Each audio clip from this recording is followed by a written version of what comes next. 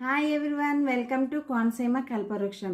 ఈరోజు మన కోనసీమ కల్పవృక్షంలో కొబ్బరి యొక్క ఉత్పత్తులన్నీ చూపిస్తూ వచ్చాము. ఈరోజు మరికొన్ని ఉత్పత్తులు మేము చూపించడానికి రెడీగా ఉన్నాము. ఈ యొక్క కొబ్బరి పీచు నుండి తయారు చేయబడినటువంటి ఇది రొయ్య అండి. చక్కగా తయారు చేసాము.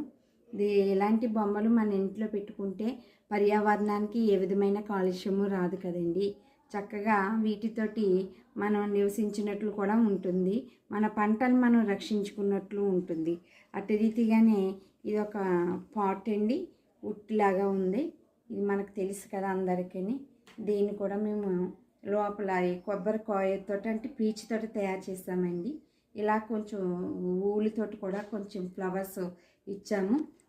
చక్కగా నీట్గా ఉందండి. ఇది కావాల్సిన వారు కూడా మీరు ఆర్డర్ చేసుకోండి. ఇది ఒక హౌస్ అండి.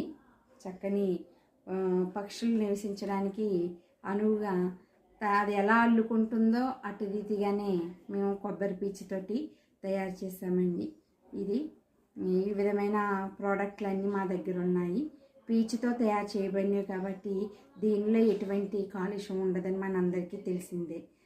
కాబట్టి మీరందరూ ఈ యొక్క కోనసీమ కల్పవృక్షాన్ని మీరు సబ్స్క్రైబ్ చేసి మీరు షేర్ చేసి లైక్ చేయాలి.